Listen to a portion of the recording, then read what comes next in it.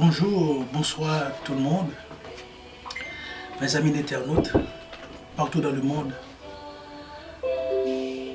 Et je prends encore un autre plaisir aujourd'hui pour partager avec vous un autre sujet.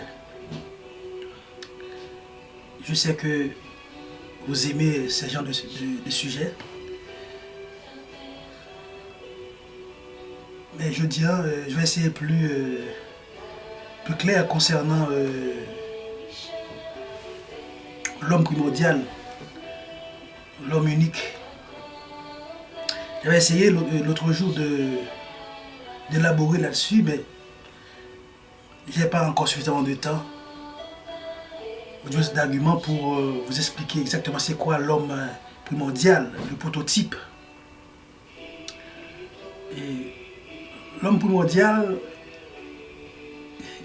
c'est l'homme créé après que Dieu s'est rétracté. Quand la lumière divine s'est rétractée, les Simsumim, le Simsun en hébreu, la lumière de Dieu se rétracte pour créer le vide. Comme si Dieu retire l'école, la lumière de Dieu retire l'école, il crée le vide, le néant. Donc, l'homme prototype vient créer. L'homme primordial vient exister. Dieu se retire, cette lumière se retire, se contracte, les Simsumim, c'est un terme hébraïque. Dieu se rétracte, cette lumière se rétracte, il fait place au vide, il vient créer le vide. Ça ne déclare, je veux dire, le néant.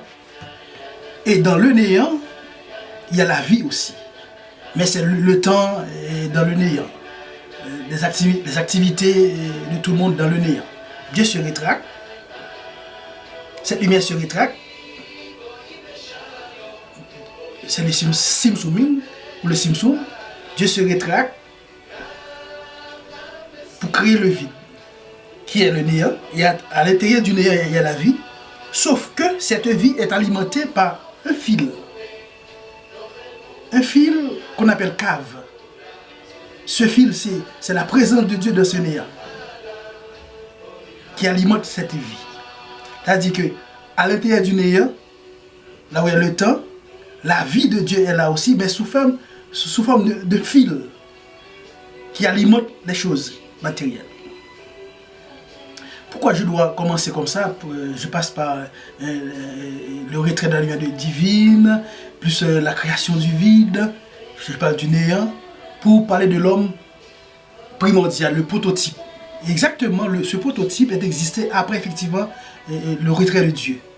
Après que la lumière de Dieu soit rétractée. Se rétracte. Mais pourquoi l'homme primordial? Qu'est-ce que cela veut dire? Ça s'appelle Adam Kadmon. C'est pas Adam Arishon, l'homme créé à partir de la poussière. Ce prototype, l'homme primordial, c'est Adam Kadmon, créé exactement à partir du retrait de Dieu et pour être là comme prototype, un modèle d'homme spirituel mystique. Donc, Adam Kadmon, son modèle, son prototype d'homme spirituel. On ne peut pas prendre pile temps là-dedans seulement, puisque toute étude, le plus souvent, il y a un rapport à ce modèle d'homme spirituel, d'homme intérieur, créé après le retrait de Dieu. Donc, il est important pour moi, je dis, pour élaborer plus ou moins sur ce modèle d'homme intérieur. Adam Kadmon, qui c'est homme créé après la création du vide. Mais ce n'est pas l'homme créé de la poussière, qui c'est Adam Arishon. Ce n'est pas l'homme ça. On n'a pas de l'homme intérieur, son prototype. L'homme intérieur, ça, il est composé de qui ça? Il est composé de un mot qui était là, c'est couronne. Quand on dit couronne, on a partie de la tête. Il est composé de Okma. Okma qui c'est sagesse. Il est composé de Bina, Bina qui c'est matrice, intelligence. Il est composé de Chesed. Chesed là qui c'est bonté, miséricorde, représenté par Abraham.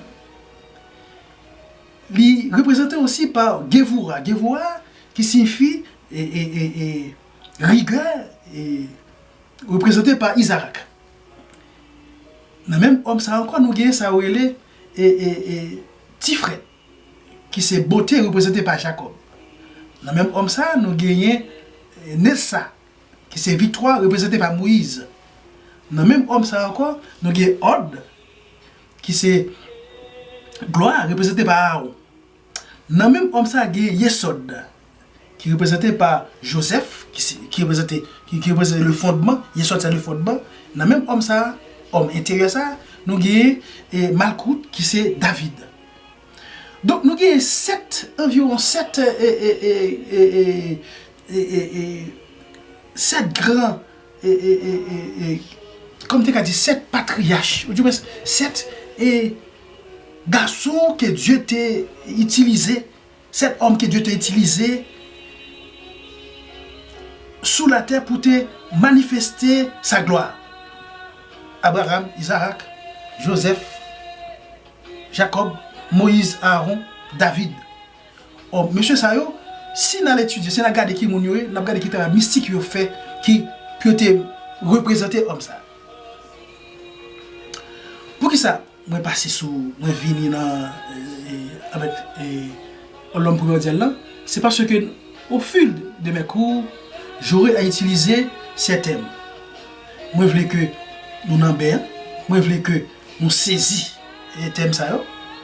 Et si vous avez des recherches pour nous faire, nous allons le faire. Parce que tout le monde, vous mettez sur YouTube, vous mettez de côté, qu'on a connaissance, ça pas fait.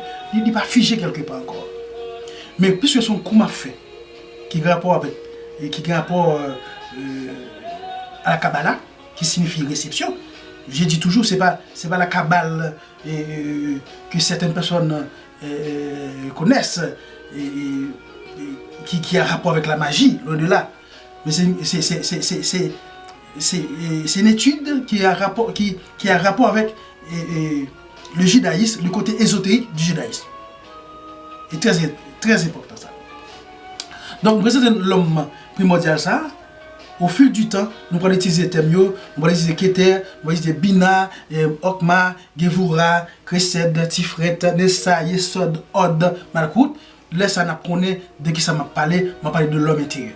Donc, chacun de nous-mêmes t'a supposé identifier intérieurement avec ces thèmes et pour qu'on qui ça lié et qui c'est pour nous travail parce que dans chaque homme ça les rigueur, il y a miséricorde là, il y a bina qui c'est matrice, il y a c'est sagesse, il y a fondement etc. Moi dis merci parce que je me prends très court l'autre jour et je pense que certaines personnes souffrent malgré ils répondent positivement, même je dis à reprendre et souligner bien chaque bagage que chaque sujet que m'a prend avec nous. Et puis moi je remarque que là-dedans, je tourne sur nous pour rectifier. Parce que nous avons apprendre, m'apprendre de où ou apprendre de moi. C'est vice versa. Merci de m'avoir écouté. Merci d'avoir pris au sérieux ces études. Parce que c'est bon pour vous, c'est bon pour moi, c'est bon pour tout le monde. Merci.